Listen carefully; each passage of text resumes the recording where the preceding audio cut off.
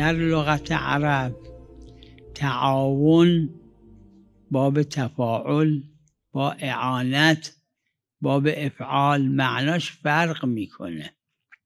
تعاون معناش اینه که 2 نفر 3 نفر 4 نفر با هم یک کار رو انجام میدن. اگه 2 نفر با هم دیگه یک کار خیر کردن یا 3 نفر یا 10 نفر، این اسمش تعاونه. تعاون بر خیر یا تعاون بر بدی.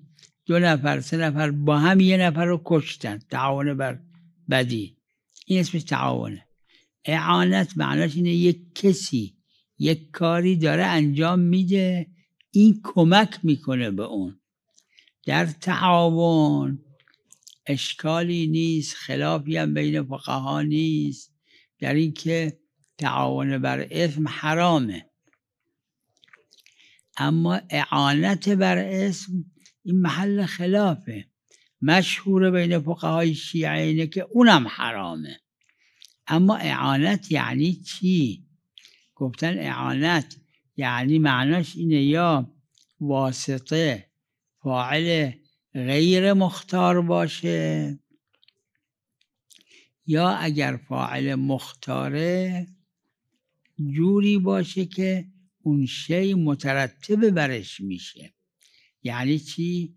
یعنی به قصد اون انجام بده. اگر یک کسی انگشتر طلا، یک کسی خرما به یک کسی میفروشه که میدانه این خرما رو میره شراب میکنه و میخوره، اگر قصدش اینه که اینو به این بفروشه که شراب بکنه، این حرومه، این اعانت بر اسمش.